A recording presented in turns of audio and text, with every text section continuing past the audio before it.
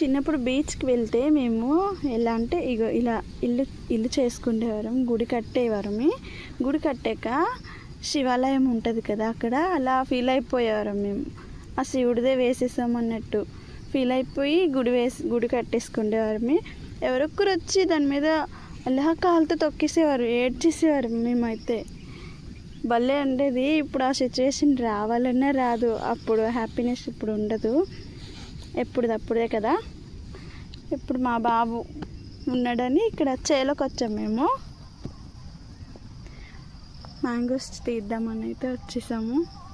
ఇదిగో చూసారా, అలా ఇలా చిన్న గుడి కట్టి మా చిన్నోడికి ఇద్దాం అనుకుంటున్నాం. బాగుందా విద్వాన్స్? బాగుంది. ఎలా ఉంది? చాలా బాగుంది. ఇదిగో బాగుందా? బాగుంది, సూపర్ ఉంది. చూడండి అన్నది బాగుందా? ఇది బాలే, అదే బాగుంది. మమ్మీ సూపర్ ఉంది. అయ్యో ఎవరో చెడది ఎక్కర్లేదు, నేనే పాడు చేస్తాను. మామిడికాయ ఇది జీడు తూలింది చూడు, ఎలా అయిపోయిందో, రెడ్ అయిపోయింది. ఏమవుతుందో కొంచెం టెన్షన్ వస్తుంది. అందుకే మనకు తెలియని దానికోసం దూరకూడదు ఇందులో కూడా.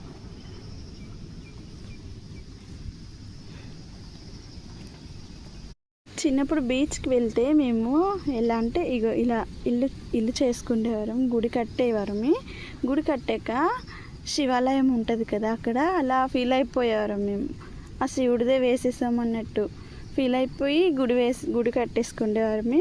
ఎవరొక్కరు వచ్చి దాని మీద అలా కాలుతో తొక్కేసేవారు, ఏడ్చేసేవారు. మేమైతే భలే ఉండేది. ఇప్పుడు ఆ సిచ్యువేషన్ రావాలన్నా రాదు. అప్పుడు హ్యాపీనెస్ ఇప్పుడు ఉండదు, ఎప్పుడుదప్పుడే కదా. ఇప్పుడు మా బాబు ఉన్నాడని ఇక్కడ చేలోకి వచ్చాము మేము. మ్యాంగోస్ తీద్దామని అయితే వచ్చేసాము. ఇదిగో చూసారా, అలా ఇలా చిన్న గుడి కట్టి మా చిన్నోడికి ఇద్దాం అనుకుంటున్నాం. బాగుందా విద్వాన్స్? బాగుంది. ఎలా ఉంది? చాలా బాగుంది. ఇదిగో బాగుందా? బాగుంది, సూపర్ ఉంది. చూడండి అన్నది బాగుందా?